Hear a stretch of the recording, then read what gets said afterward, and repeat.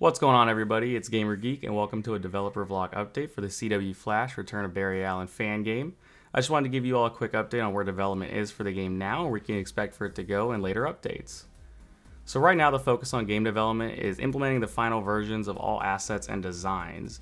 You know, over the course of the past, I think it's been 2-3 years at this point for the game. Really, we've just been implementing different prototypes like I've been saying throughout all the updates. It's just placeholder assets and designs, all the blueprints and animations, character models, locations, set designs, all that stuff have just been sort of prototyping for the final versions of the game. And over the course of, like I said, these past few years, I think we finally reached the point where I've started replacing all those placeholder assets with their final versions. So I've been going through a lot of Central City and a lot of the character models and revamping a lot of their designs. Central City specifically is going to be very different than what you've seen before. The roadmap that you've seen is going to roughly be the same, large stretches of road with various neighborhoods dotted in, at least for the downtown areas.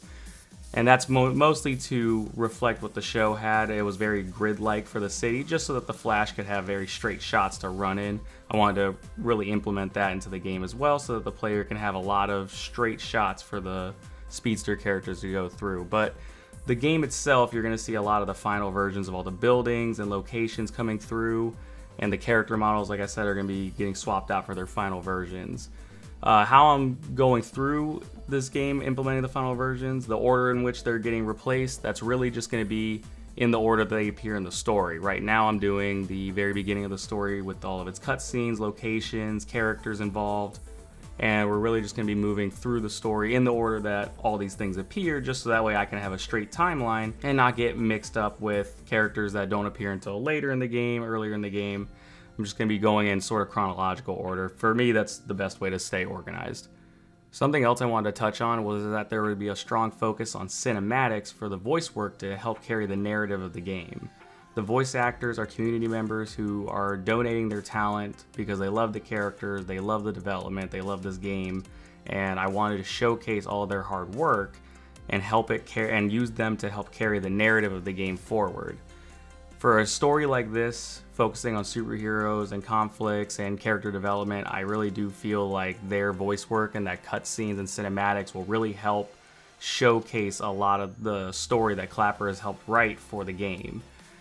Their voice work is actually really talented, it's really good, and I want to make sure they get the spotlight they deserve because, one, it will help showcase the story of the game, it will help carry the narrative in a very fluid and I think natural way, and then also, like I said, it gives them the spotlight they deserve for contributing their voice through no benefit to themselves. It's solely because they want to give fans like you the best possible experience with this game that you can have, and they're providing so much to it. With that being said, with the strong focus of cinematics to carry the story, I also wanted the gameplay to be carried by boss battles aside from the open world exploration. Yes, the game will still have an open world exploration element. It will still be open maps of Central City, various other Earths to go to, a couple secret locations sprinkled throughout that Clapper would kill me if I spoiled already. But the gameplay I wanted, aside from all the open world just sort of running around doing your own thing, the story itself would be carried by boss battles, and I think those big epic moments, they really fit for a superhero game style, in my opinion.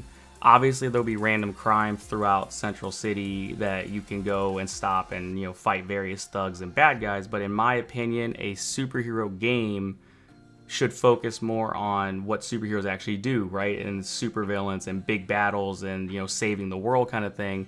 So the story will go between various boss encounters and, you know, different interactions with supervillains, because to me that's how a superhero game should play, and that's how I think most of the more successful superhero games play.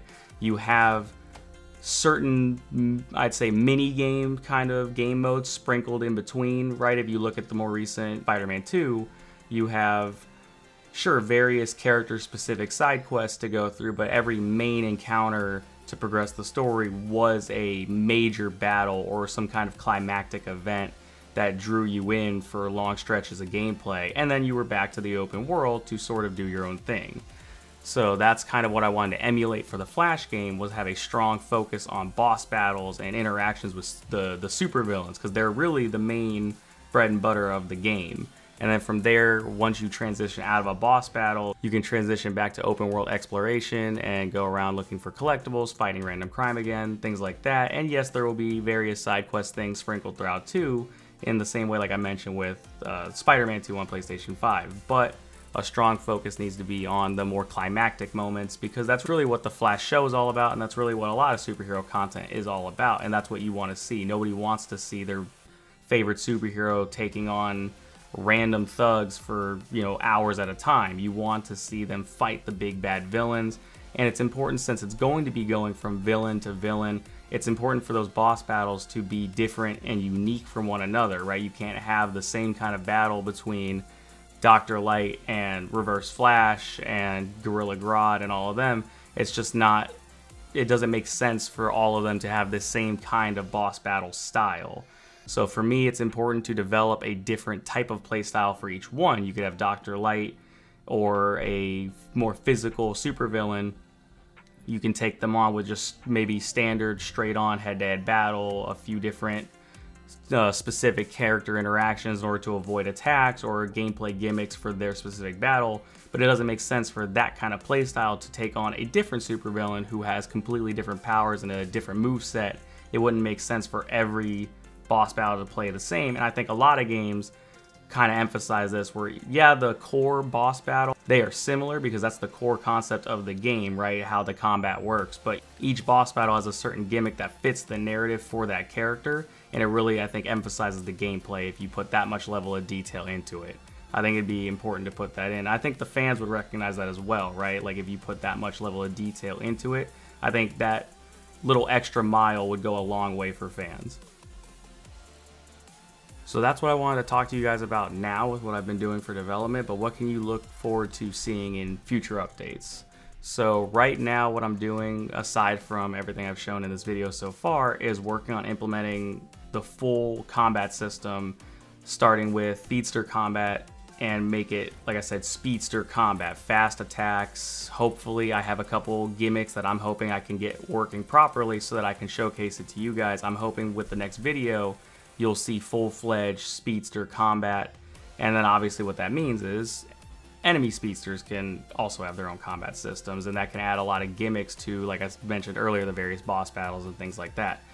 But it's my hope that the speedster combat will really come a long way. I have a lot of, I think, cool ideas that I'm working on, and I'm hoping you guys have share the same feelings that I do, that they're cool ideas. I have plans to have speedsters be able to pick up and carry people during combat. You can grab somebody and maybe speed slam them into a wall, or for different characters they'll have the same kinds of move sets potentially, but they'll have a different spin on it. So if you're playing as like an evil speedster, for example, just in the open world aspect of the game where you can sort of play as all these various characters rather than just throwing somebody over the shoulder to kind of carry them around and slam them into a wall, maybe the evil speedsters drag them along the ground instead.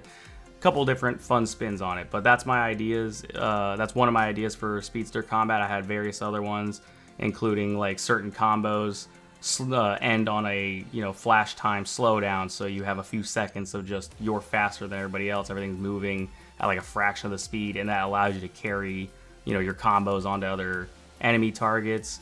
Obviously there's going to be the free flow combat that I'm hoping to showcase later, where just directional input will cause the targets to, you know, change, so you can be attacking one target, and then I'm hoping I can have it, you just input the directional input straight behind you and you'll just whiplash to the next character, and you can just sort of bounce between enemies, kind of taking them on free flow style the way you want to. And then you just, you know, mash the attack button, take them out one at a time, and there'll be various special moves in there that I'm hoping will help enhance that gameplay a little bit. So stay tuned for that. I hope you all are excited.